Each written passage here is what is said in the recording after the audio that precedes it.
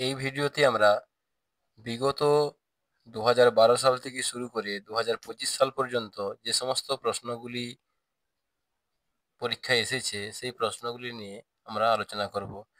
এখানে আমরা প্রতিটি প্রশ্ন পড়ব এবং তার সঠিক উত্তর বলবো। প্রয়োজনে আপনারা খাতায় লিখে নিতে পারেন এবং শুনে শুনেও মুখস্থ রাখতে পারেন। যারা নিয়মিত প্র্যাকটিস করছো তাদের এই আলোচনাগুলি কনফিডেন্স বাড়াতে সাহায্য করবে। তো শুরু করা যাক আজকের প্রথম প্রশ্ন। পানিপথের দ্বিতীয় যুদ্ধ কত সালে হয়েছিল? আজকের প্রথম প্রশ্ন, পানিপথের দ্বিতীয় যুদ্ধ কত সালে হয়েছিল? সঠিক উত্তর 1556।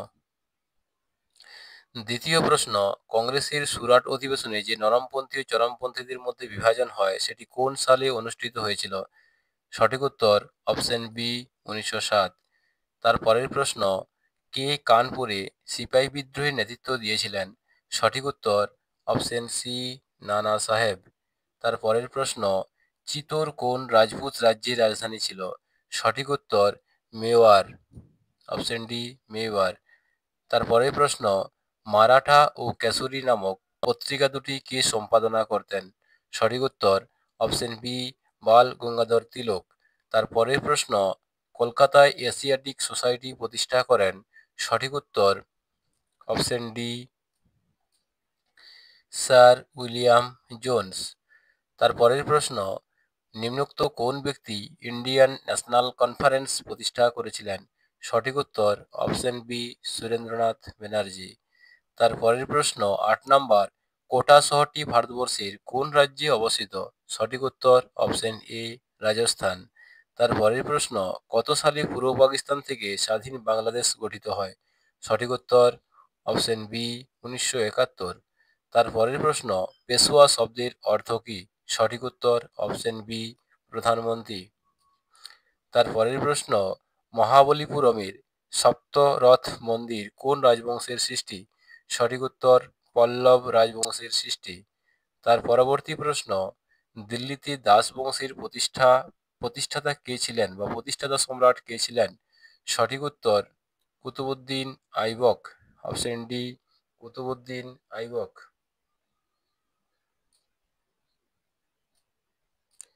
তার পরের প্রশ্ন, কুষাণ সম্রাট কনিষ্কের রাজধানী কোথায় অবস্থিত ছিল?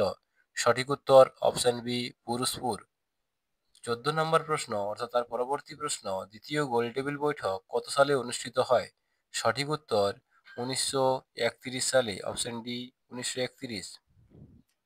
তার পরের প্রশ্ন, কত সালে চট্টগ্রাম অস্ত্রাগার লুণ্ঠনের ঘটনাটি ঘটে? এটির সঠিক উত্তর 1930 সাল। সঠিক উত্তর অপশন সি 1930 সাল। তার পরবর্তী প্রশ্ন, ভারতীয় জাতীয় কংগ্রেসের প্রথম অধিবেশন কে সভাপতিত্ব করেছিলেন? সঠিক উত্তর উমেশচন্দ্র বন্দ্যোপাধ্যায়, অপশন সি উমেশচন্দ্র বন্দ্যোপাধ্যায়। তার পরবর্তী প্রশ্ন, নাগানন্দ, রত্নাবলী, প্রিয়দর্শিকা প্রভৃতি গ্রন্থ কোন সম্রাট রচনা করেন? Option E Harshavardhana, option B Shashanka, option C Vikramaditya, option D Chandragupta Maurya. সঠিক উত্তর অপশন এ হর্ষবর্ধন। 18 নম্বর প্রশ্ন, কোন বড়লাট সপ্তবিলোপ নীতির প্রণয়ন করেন? সঠিক উত্তর অপশন সি লর্ড ডালহৌসি। তার পরবর্তী প্রশ্ন, নবাব ওয়াজিদ আলী শাহ কোন স্থানের নবাব ছিলেন? সঠিক উত্তর অযোধ্যা, অপশন সি। তার পরের প্রশ্ন, বিজয়নগর সাম্রাজ্যের শ্রেষ্ঠ সম্রাট কে ছিলেন? সঠিক উত্তর অপশন ডি কৃষ্ণদেব রায়। সঠিক উত্তর অপশন ডি কৃষ্ণদেব রায়।